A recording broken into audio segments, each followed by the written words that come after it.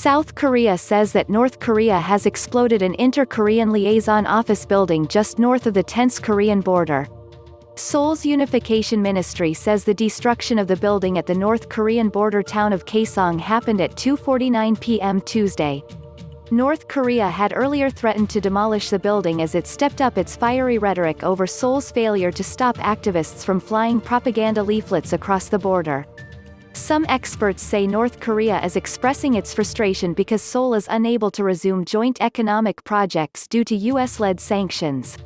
North Korea's military on Tuesday threatened to move back into zones that were demilitarized under inter-Korean peace agreements as the country continued to dial up pressure on rival South Korea amid stalled nuclear negotiations with the Trump administration.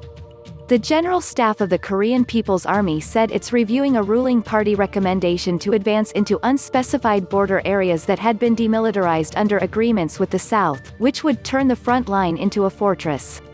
The powerful sister of North Korean leader Kim Jong-un days earlier said the North would demolish a useless inter-Korean liaison office in the border town of Kaesong and that she would leave it to the military to come up with the next step of retaliation against the enemy, South.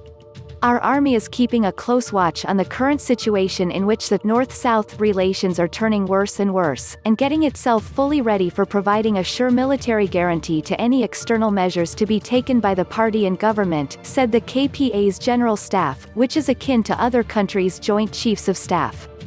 It said it's studying an action plan for taking measures to make the army advance again into the zones that had been demilitarized under the North-South Agreement, turn the front line into a fortress and further heighten the military vigilance against the South, according to the statement carried by the North's official Korean Central News Agency. While it wasn't immediately clear what actions North Korea's military might take against the South, the North has threatened to abandon a bilateral military agreement reached in 2018 to reduce tensions across the border.